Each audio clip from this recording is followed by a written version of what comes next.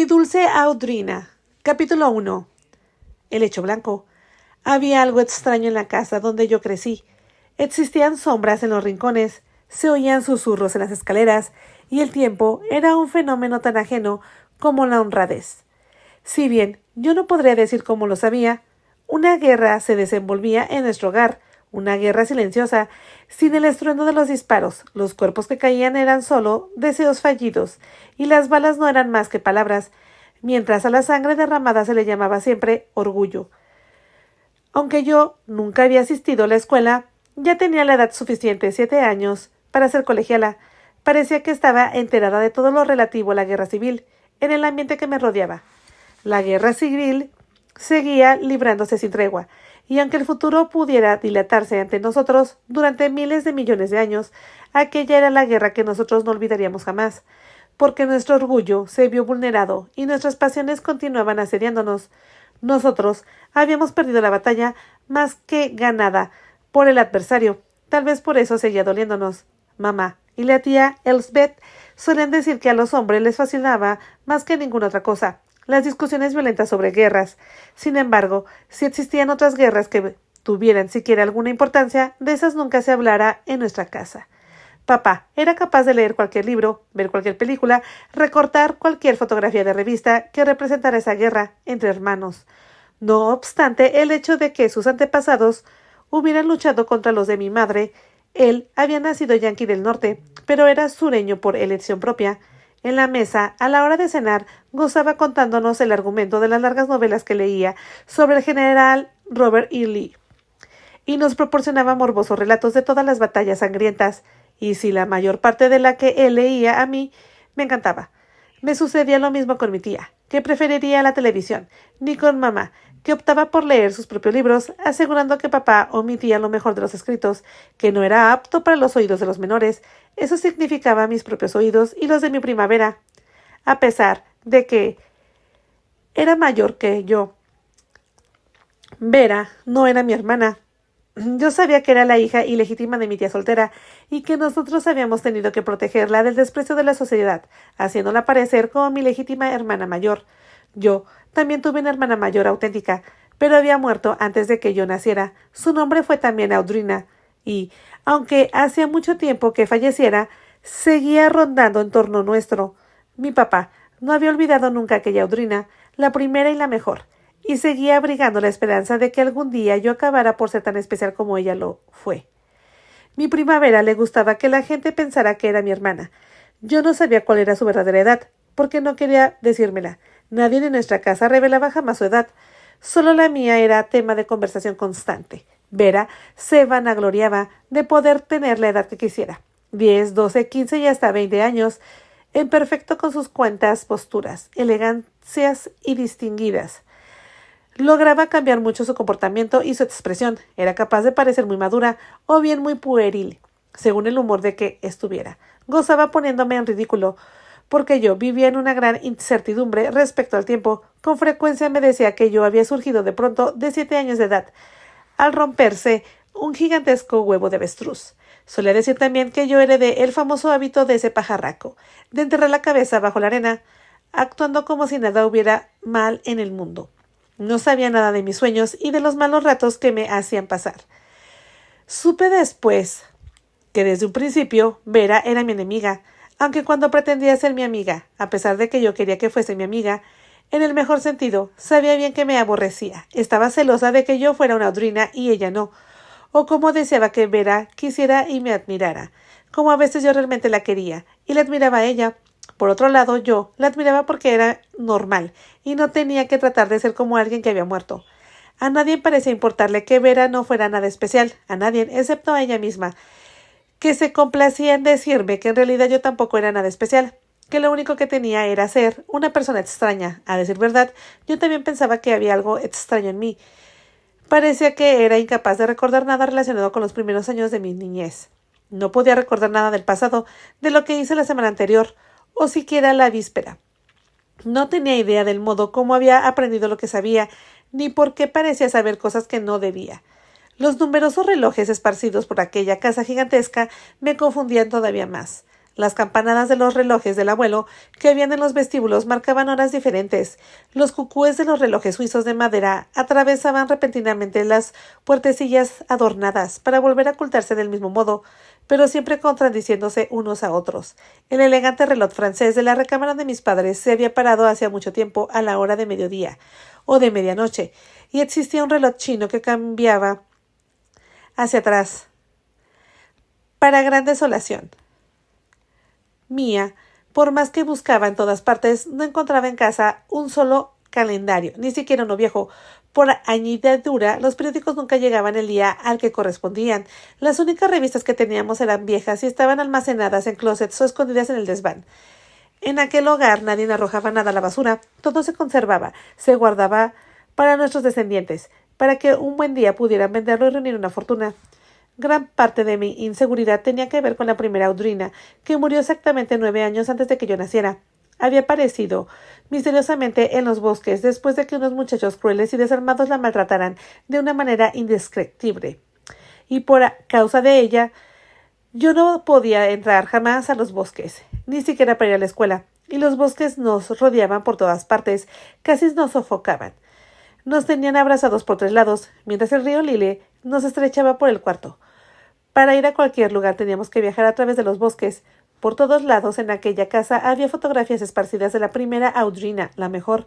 Papá tenía sobre su escritorio 3 enmarcados retratos de ella, uno a la edad de 1 año, otro a la de 2 y otro a la de 3. De mí, como bebé, no había ningún solo retrato, ni uno solo, y eso me dolía. La primera Audrina fue una pequeñita hermosa, y al verla en sus fotos me sentía asediada en forma extraña.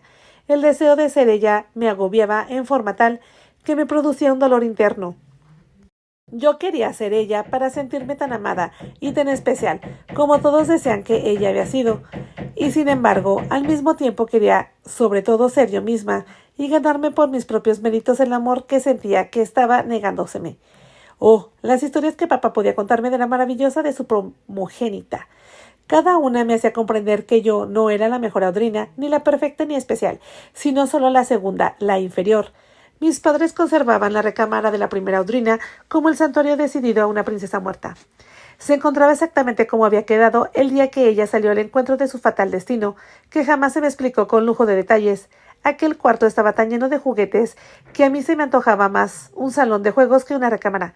Mamá, en persona, se encargaba de hacer ahí la limpieza, y que conste que detestaba el trabajo casero. El solo hecho de ver aquel cuarto de ella me hacía comprender que nada era demasiado bueno para ella.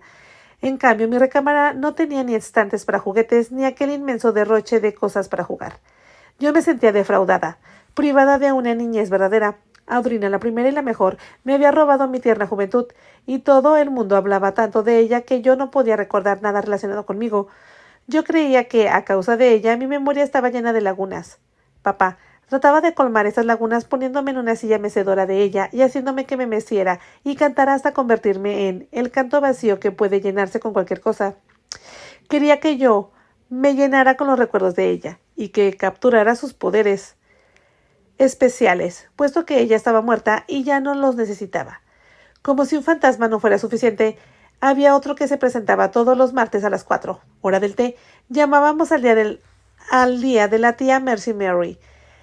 Se sentaba allí, sobre el piano, con su fotografía en blanco y negro dentro de un marco de plata. Su cara regordeta relucía con una sonrisa vacía, mientras sus pálidos ojos azules se fijaban en nosotros como si pudiera vernos, cuando en realidad no podía. Ella también había muerto, y sin embargo seguía sin morir, exactamente lo mismo que mi difunta hermana. Mi tía y mi madre se dedicaban a hablar por la tía Mercy Mary, y a través de ella dejaban escapar todo el veneno que tenían represado y ahorrado para las horas del té. Como cosa curiosa, mi primavera gozaba tanto de esas horas del té, de los martes, que encontraba cualquier razón para no ir a la escuela, sin otro motivo que el de estar ahí para oír todo lo malo que mi madre y su media hermana tenían que decir una a otra. Eran las hermanas el hecho blanco, y hacían mucho, pero mucho tiempo, eso había representado algo maravilloso. En la actualidad significaba algo triste, pero a mí no me decían exactamente qué era. Hacía mucho tiempo que la familia el hecho blanco, Wyford, había sido la más destacada de la sección Takewater en Virginia. lo que dio al país senadores y vicepresidentes, pero habíamos caído de la gracia, no solo de los aldeanos, sino de todo el mundo, y ya no se nos atribuía algún honor. Ni siquiera se nos tenía respeto. Nuestra casa estaba alejada de todo lo que merecía llamarse ciudad. La aldea de Helecho Blanco estaba a 24 kilómetros sobre un solitario camino vecinal, pero nosotros rara vez acudíamos al poblado. Era como que si mucho tiempo antes se hubiera declarado una especie de guerra secreta, y nosotros en nuestro castillo, como a papá le gustaba llamar a la casa, fuéramos objetos de el odio de los siervos de las tierras bajas. Si había algo en aquellos alrededores que pudiera llamarse tierras altas, era la pequeña colina sobre la que se asentaba Helecho Blanco. Papá tenía que recorrer en un auto distancia de 48 kilómetros para llegar a su oficina del corredor de bolsas, o para volver de casa. Todos nuestros amigos vivían en la ciudad. Nuestros vecinos más cercanos estaban a 19 kilómetros de distancia, recorridos en auto, o a 8 a vuelo de pájaro. Papá se iba en el único automóvil que teníamos y nos dejaba sin algún medio de transporte. Con demasiada frecuencia mi tía Elsbeth deploraba el día de que vendió su pequeño coche para comprar el televisor. Mi tía, que jamás se había casado, estaba enamorada de su televisor portátil, con pantalla de 12 pulgadas. Rara vez me permitía ver algo. En cambio, su hija Vera podía ver toda la televisión que quisiera.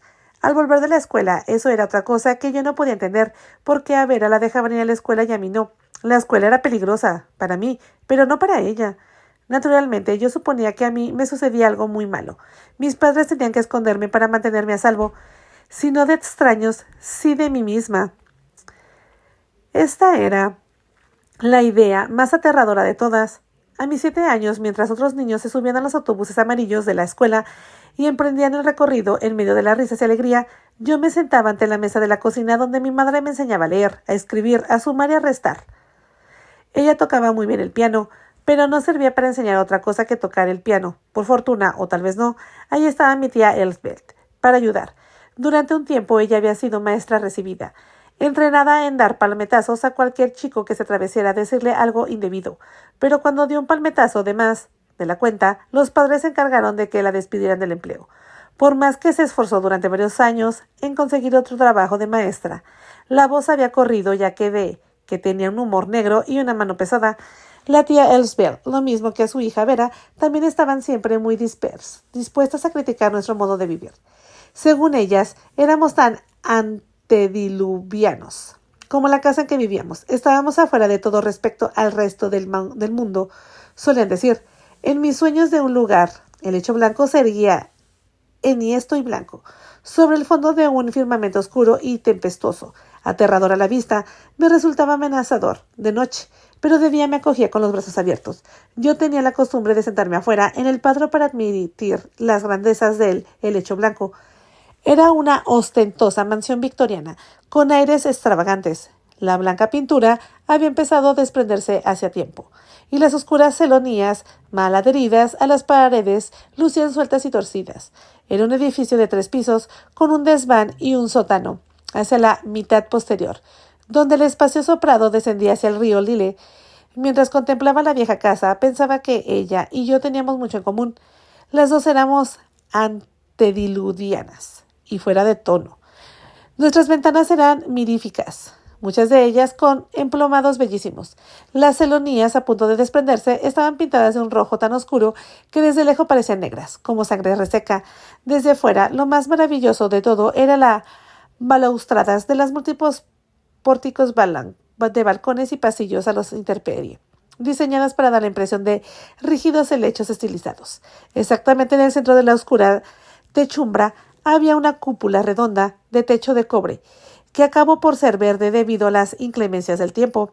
Tenía la punta rematada por una bola dorada, cuya capa de oro iba desprendiéndose poco a poco, a medida de que le caía la lluvia. Era una cúpula. Tendrían unos 4 metros de diámetro, y todas y cada una de sus numerosas ventanas eran de un emplomado, con escenas que representaban ángeles de vida y muerte.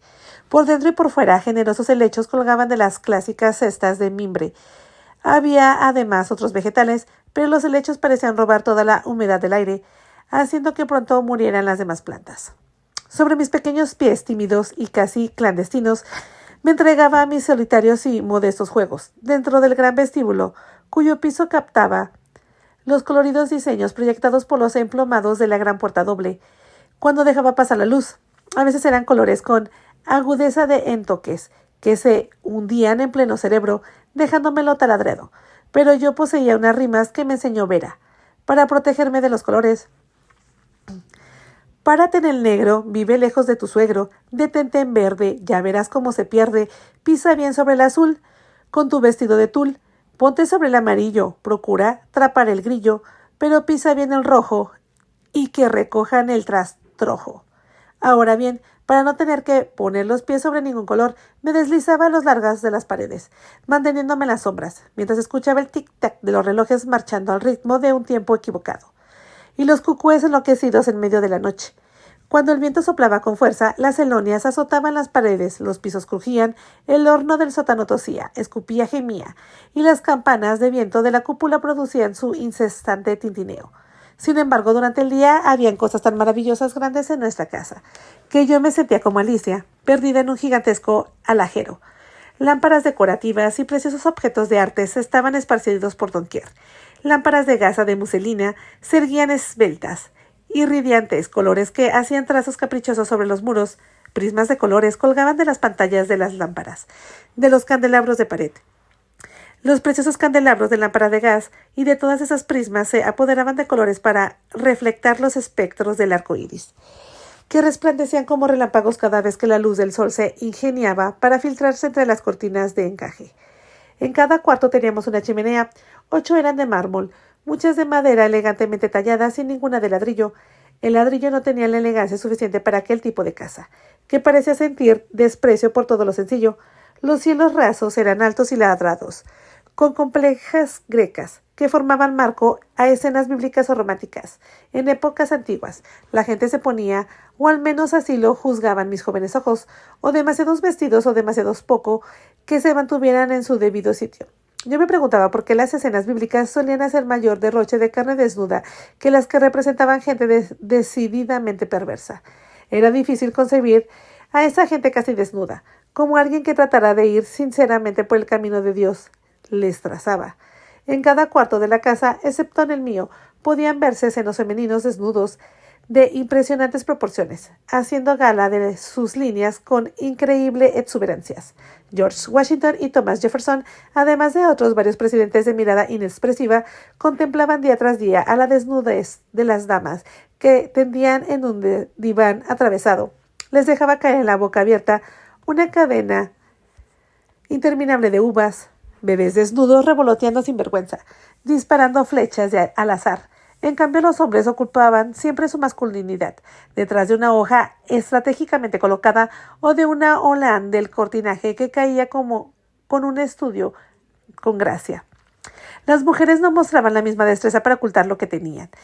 Pensé muchas veces al contemplarlas, parecían tímidas, pero actuaban con audacia. La tía Elsbeth vino un día, caminando detrás de mí, y me explicó, con un tono de amargura, que, como la mayoría de los artistas eran hombres, lo más natural era que se deleitaran explotando las formas femeninas desnudas.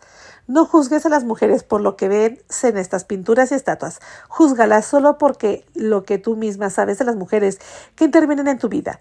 El día que un hombre, cualquiera que sea capaz de entender a una mujer cualquiera, ese día será el fin del mundo. Los hombres son criaturas odiosas, contradictorias, que dicen querer diosas para ponerlas sobre pedestales, pero una vez que las tienen ahí, hacen añicos el halo. Les desgarran las vestiduras, les cercenan las alas para que no puedan volar y de un golpe certero se deshacen del pedestal, haciendo caer a la mujer ante ellos para poder darse el gusto de gritarle rameras, o algo peor, mientras las tratan con la punta del pie. Al oír hablar a mi tía Elstelel, cualquier pensaría que ella se casó una docena de veces o más, y que al menos 1 millar de hombres la habían decepcionado. Que yo sepa, solo lo hizo uno en toda su vida.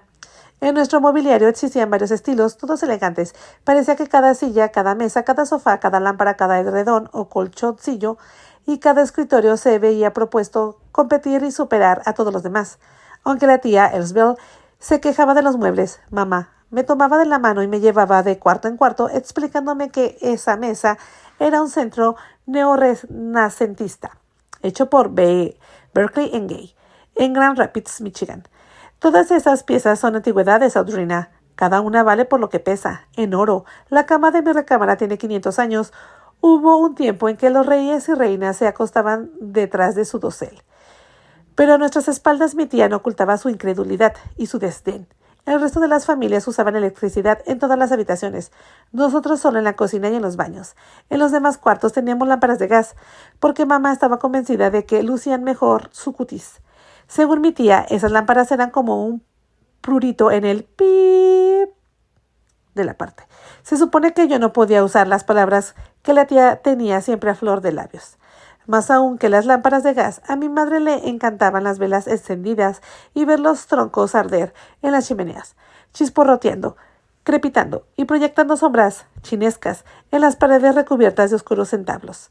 Nuestra cocina contrastaba con dedo de pulgar adolorido por todos los modernos recursos que hacían la vida llevadera al ama de casa, que detestaba toda clase de trabajos arduos, pero se deleitaba preparando las comidas de exigente gastrónomo que papá tenía que ver servidas en la mesa.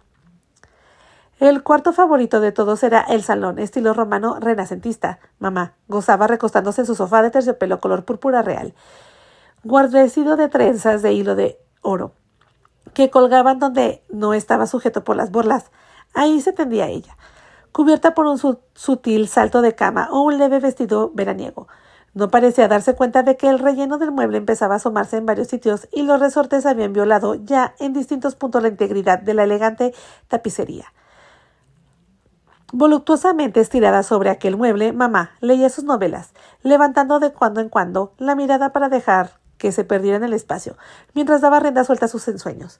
Yo adivinaba de qué se imaginaba en los brazos de apuestos amantes, retratados en las coloridas cubiertas de sus libros, encuadernados a la rústica, y me prometía temerariamente que algún día yo también iba a tener el valor de leerlas.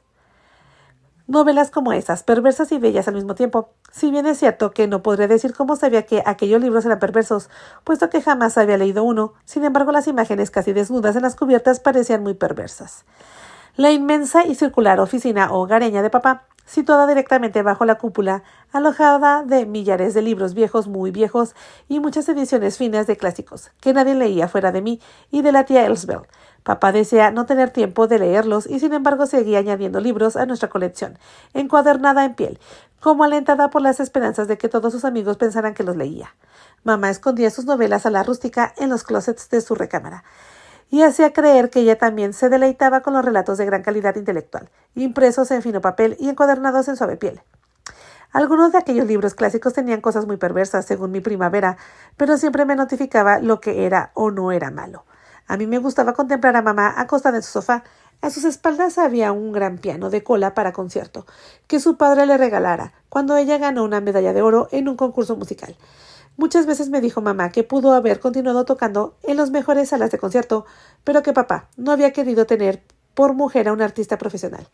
No te propongas acaparar demasiados talentos, Audrina. Los hombres no aprueban la probabilidad de que ganes más dinero que ellos. Mientras conversábamos, sus dedos hurgaban hábilmente por debajo, sin molestarse en mirar, sacar con destreza el chocolate que quería, y se lo ponía en la boca. Mi padre le advertía con frecuencia que comer demasiado chocolate la engordaría, pero esto no sucedió. Mi madre era alta, con un cuerpo curvilíneo, donde debía serlo, y esbelto en todos los lugares donde una mujer necesita estar delgada. Papá me decía muchas veces que ella era la mujer más bella en toda la costa del este, y que fue la sensación de la temporada en el gran baile de la presentación en sociedad. Muchos hombres apuestos y ricos pidieron la mano de mi madre en matrimonio, pero él logró hacerla sucumbir. Había sido Damian Jonathan Adare. Con su impresionante postura, su piel oscura y su cautivador encanto, sobresalía por encima de todos los demás hombres que he conocido en mi vida. Audrina, me decía mi madre, cuando tu padre volvió del mar, todas las chicas se morían por tenerlo en el salón. Yo me sentí muy afortunada al ver que él no tenía ojos más que para mí. Sin embargo, al decir esto fruncía el ceño como si recordara alguna otra chica para que la que papá también hubiera podido tener ojos. A Vera le gustaba bromear diciendo que mi padre se había casado con mi madre solo por lo mucho que admiraba el color de su cabellera. Cabello de bruja, llamaba Vera al pelo de mi madre y al mío, cabello de camaleón. Solía llamarlo mi padre. Era un extraño cabello y a veces yo pensaba que Vera tenía razón. No sabía de qué color se esperaba que fuera nuestro cabello, y de hecho era de todos colores. Lucía un rubio ceroso, con tintes dorados, castaños con tonalidades en un rojo brillante, de un café avellana con destellos cobrizos y a veces incluso con algo de blanco. A papá le encantaba el extraño color prismático de nuestro cabello. Yo pensaba que él había dado órdenes a Dios para que me dotara de la cabellera que tenía. Si Dios no lo hubiera escuchado, papá me habría devuelto, porque también la primera Audrina tenía el cabello de camaleón. Con su estatura de 1,90 y su peso de cerca de 90 kilos, mi padre era el hombre más alto que yo había conocido. Si bien Vera no dejaba de decirme que existían muchos hombres más altos, sobre todo entre jugadores de baloncesto. El cabello de él era de un color negro más oscuro, a veces a la luz del sol lanzaba destellos azulinos.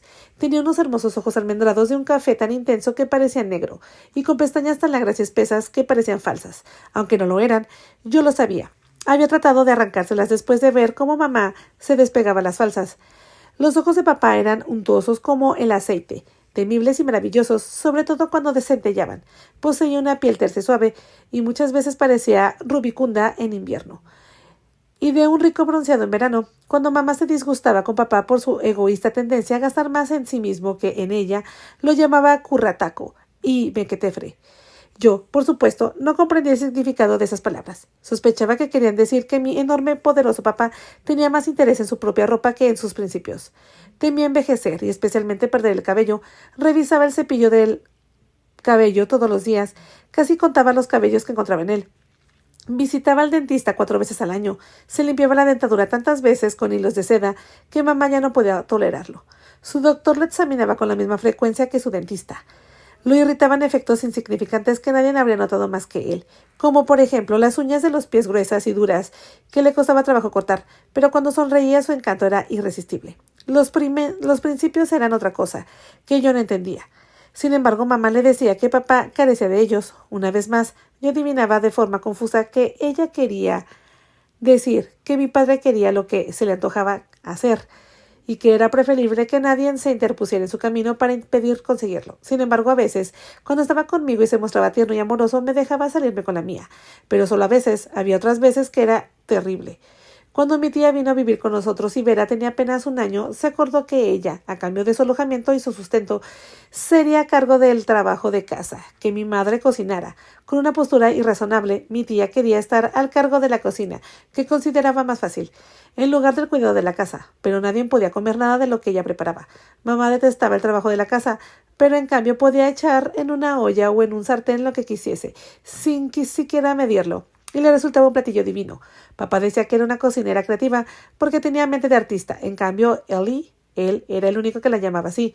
Había nacido para ser esclava de algún hombre.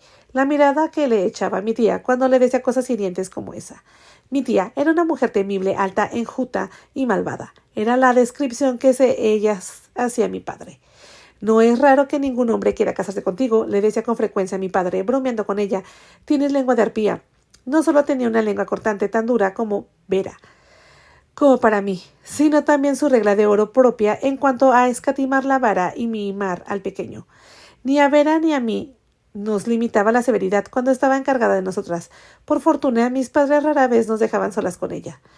En ciertos aspectos parecía que mi tía quería menos a su propia hija que a mí. Yo siempre había creído que las mujeres nacieron para ser madres amorosas, pero más tarde, cuando reflexioné al respecto, no pude recordar cómo llegué a semejante conclusión. A mi mamá le gustaba positivamente que a mi tía castigara a Vera, porque en esa forma ella luego la acogía con sus brazos abiertos, diciéndole una y otra vez, no te preocupes, yo sí te amo, aun cuando tu madre sea incapaz de hacerlo. Ahí está el lado débil de tu personalidad, Lucieta, replicaba mi tía con aspereza. Puedes darle amor a cualquier cosa, como si su propia hija fuera algo menos que un ser humano. Mi tía Elsbeth no mencionaba jamás al hombre que era el padre de Vera. Era un tramposo y un embustero. No quiero ni acordarme de su nombre, decía con desprecio. Era tan difícil entender lo que sucedía en nuestra casa, las traicioneras corrientes subterráneas como los ríos que desembocaban en el océano. No estaban muy lejos de nuestra realidad. Es cierto que mi tía era alta y de cara larga y delgada, a pesar de que comía 3 veces más que mi madre. A veces cuando papá decía cosas crueles a la tía, sus labios ya de por sí desgados se fruncían hasta convertirse casi en una sola línea imperceptible. Su respiración se volvía un bufido y los dedos se le crispaban. empuñándolos la mano como si quisiera darle unos latigazos, si tan solo hubiera tenido valor. Tal vez era la tía Elsbeth la que impedía que nuestros amigos de la ciudad fueran a la casa con más frecuencia. Tenía que haber alguna razón para que solo acudieran cuando dábamos alguna fiesta. Entonces decía mi madre, nuestros amigos brotaban de la tierra como los insectos que acuden por perezas a darse un banquete con las obras de un día de campo. Papá adoraba las fiestas hasta el momento en que terminaban. Luego, por un motivo u otro, agredía a mamá y la castigaba por alguna trivialidad que él llamaba error social, como fijar la mirada durante mucho tiempo en algún hombre guapo o bailar con él demasiadas veces. Oh, era difícil ser esposa. Yo me daba cuenta. Nadie sabía exactamente qué hacer o hasta qué punto ser amistosa. Se esperaba que mamá tocara el piano para divertir a los invitados, mientras la gente bailaba o cantaba, pero no debía hacerlo también, que hiciera llorar a uno si fuera causa de que otros le dijeran que había sido una tontería casarse y renunciar a su carrera musical. Jamás llegaban a nuestra puerta visitantes inesperados, tampoco se permitía el acceso a vendedores. Por todas partes había señales de advertencia. Prohibido el paso a vendedores, cuidado con el perro, aléjese propiedad privada. Se procederá contra los transgresores. Muchas veces me fui a acostar, sintiéndome a disgusto con la vida que llevaba, percibiendo una corriente subterránea que me tiraba de los pies y me hacía tambalearme, mientras yo forcejeaba a duras penas, condenada a humillarme y en este hogar sin remedio. Me parecía oír una voz que me decía como en un murmullo que había ríos que cruzar y lugares a donde ir, pero yo no iría a ningún lado. Había gente de conocer y maneras de divertirse, mas yo no experimentaría nada de eso. Despertaba y oía el tintineo de las campanas de viento que en su murmullo me decían una y otra vez que mi lugar era donde estaba, que ahí estaría para siempre y que nada que hiciera cambiar las cosas a la larga. Me estremecía y devolvía, con los brazos al delgado pecho, mientras escuchaba en el oído las voces de papá diciéndome una y otra vez: este es tu lugar, aquí estás a salvo con papá, a salvo en esta casa, porque tuve que tener una hermana mayor muerta y sepultarla a los 9 años de edad, porque tuve que llevar su nombre. Parecía algo raro, antinatural. Yo detestaba a la primera Audrina, a la mejor, a la buena, a la perfecta, y la nunca deficiente Audrina. Y sin embargo tenía que reemplazarla así. Quería conquistar un lugar permanente en el corazón de papá. Yo abominaba el ritual de ir a visitar su sepulcro todos los domingos después de la ceremonia eclesiástica y de ponerle flores compradas a una florista, como si las flores de nuestro jardín no fueran bastante buenas. Por la mañana yo corrí al encuentro de papá, y en el acto él me levantó y me estrechó con la precisión con que los relojes del abuelo marcaban su tic-tac, en los pasillos sin cesar jamás. A nuestro alrededor toda la casa estaba en un silencio que parecía de tumba, como esperando que la muerte llegara y nos arrebatara a todos como había arrebatado a la primera Audrina, a la mejor, o cuando detestaba y envidiaba a mi hermana mayor, difunta. ¡Qué maldición era para mí el llevar su nombre! ¿Dónde estaban todos? Susurré mirando con temor a mi alrededor. Afuera en el jardín, contestó él, estrechándome con más fuerza. Es sábado, mi amor. Sé que a ti el tiempo no te importa, pero a mí sí. El tiempo nunca tiene importancia para la gente especial, con dotes especiales. Sin embargo, para mí, las horas del fin de semana son las mejores. Comprendí que te asustaría encontrarte sola en una casa vacía. Por eso me quedé adentro, mientras los demás salían a cosechar los frutos de lo que han sembrado. Papá, porque yo no puedo recordar cada día, como el resto de la gente. Yo no recuerdo el año pasado o el anterior, porque todos somos víctimas de una herencia doble, me contestó con una voz suave, acariciándome el cabello y mencionándome blandamente en la mecedora que la madre de mi tatarabuela había usado para dar de comer a sus 12 hijos. Cada hijo o hija heredaba genes de su padre y de su madre, y esos son los que determinan el color de su cabello, de ojos y de los rasgos de su personalidad. Los bebés vienen al mundo para estar bajo la influencia de esos genes y del medio ambiente particular que los rodea. Tú estás todavía en espera de llenarte con los dones de tu hermana muerta. Cuando lo hagas, todo lo que hay de bueno y hermoso en este mundo será tuyo, como lo fue de ella, mientras tú y yo esperamos ese grandioso día en que deba llenarse tu cántaro vacío. Yo me empeño en hacer de lo mejor que soy capaz, para darte lo más excelente de todo. En ese momento entraron en la cocina mi tía y mi madre con Vera a la saga, llevando una canasta de judías recién piscadas. La tía Elsbeth debió de haber oído gran parte de lo que papá acababa de decirme, porque dijo con sarcasmo: debías haber sido filósofo en lugar de corredor de bolsas, Damian. Tal vez habría habido alguien a quien interesara oír las palabras de tu sabiduría. Yo me quedé mirándola y tratando de extraer de mi traidora memoria algo que podía haber o no haber soñado. Pudo incluso ser un sueño que permaneció a la primera Audrina, que había sido tan inteligente, tan hermosa y de una perfección tan sempiterna. Pero antes de poder atrapar siquiera uno de esos recuerdos evasivos, todos se me habían ido.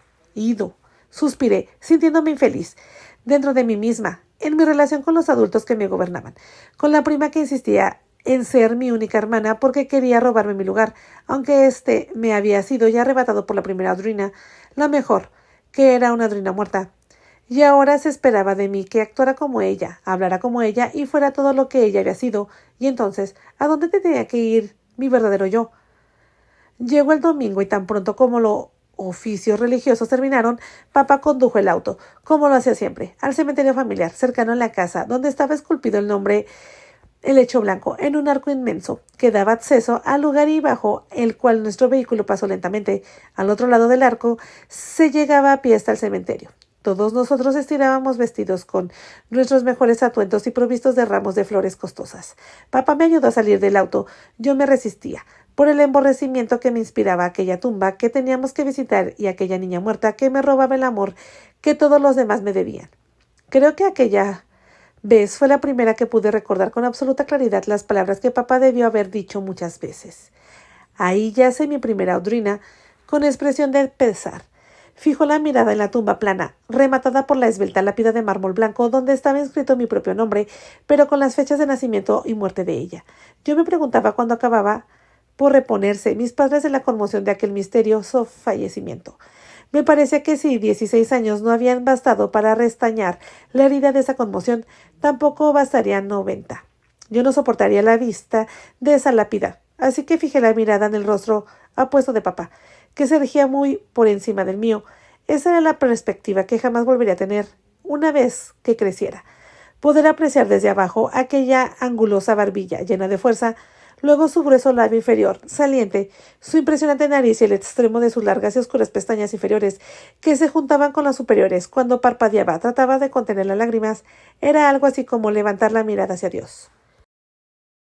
Papá, me daba la impresión de ser tan poderoso, tan dueño de sí mismo. Volvió a sonreírme y explicó. Mi primera Audrina está en este sepulcro, muerta a los 9 años. Esa maravillosa y especial Audrina, así como tú eres maravillosa y especial. No dudes un momento del hecho de ser tú también tan maravillosa y bien dotada como ella. Cree lo que te dice papá y nunca te equivocarás. Yo pasé saliva con gran esfuerzo.